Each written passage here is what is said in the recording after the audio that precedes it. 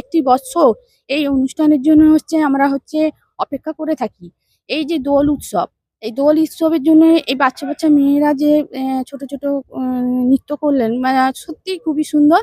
যে এরা এত সুন্দর যে এদের মধ্যে প্রতিভা আছে, সেটা আমরা এই নৃত্যর মধ্য দিয়েই বুঝতে পেরেছি। যে শুধু শুধু আমাদের বাইরে থেকে যে সিঙ্গারদের নিয়ে এসে আমরা অর্কেস্ট্রা করি, নাচ দেখি, কিন্তু তার থেকে মনে হয় আমার গ্রামের ছেলে মেয়েদের নিয়ে যদি আমরা প্রোগ্রাম করি, আবৃত্তি, নাটক, অঙ্কন প্রতিযোগিতা, এইগুলো তারা বছরের পর বছর অপেক্ষা করে থাকে এই দিনটির জন্য।